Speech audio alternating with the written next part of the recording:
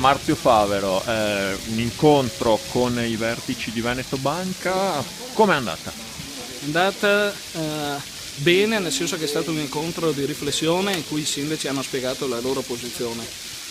Non dimentichiamo che i sindaci rappresentano le istanze del territorio e interpretano anche i drammi che vivono i loro concittadini. E qui il dramma riguarda tanto gli azionisti quanto gli imprenditori che poi hanno legati a Veneto Banca a doppia mandata. La nostra preoccupazione oggi è aumentata con le dimissioni di Anselmi, perché Anselmi si è presentato come un presidente di grande profilo, con un percorso personale notevole e con un rigore etico importante negli anni della crisi. Le sue dimissioni pertanto hanno suscitato in noi sorpresa e anche amarezza. Io ho incontrato Anselmi 2 settimane fa e Anselmi mi aveva spiegato che i suoi obiettivi erano 3. In primo luogo quello di istituire i tavoli di conciliazione per restituire almeno in parte il perduto ai piccoli azionisti. In secondo luogo ricreare un clima di fiducia attorno alla banca perché è la precondizione per la sua rinascita. In terzo luogo salvaguardare i posti di lavoro. È chiaro che le sue dimissioni gettano una luce che ci inquieta.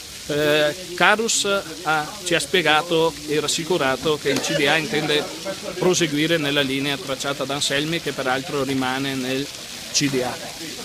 In ordine al tema della possibile fusione con Banca Popolare di Vicenza, tutti i sindaci hanno rilevato che ci deve essere massima trasparenza. Perché? Perché se fosse fondata la notizia che un'operazione del genere comporterebbe la perdita di posti di lavoro, avremo un ulteriore danno per il territorio e per le nostre famiglie. C'è anche la preoccupazione dei sindacati a riguardo.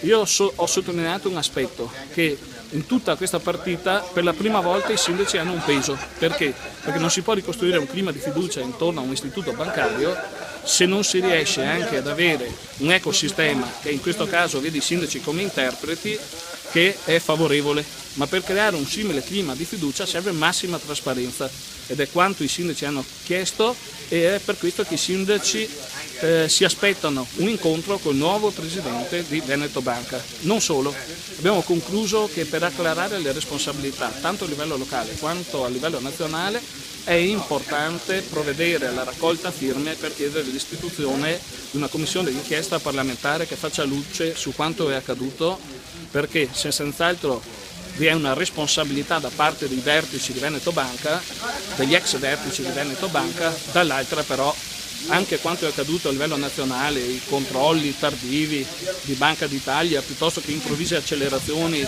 sulla trasformazione in SPA destano preoccupazioni e dubbi che vanno chiariti, non solo per punire i responsabili ma anche per prevenire in futuro il ripetersi di crisi del genere in Veneto.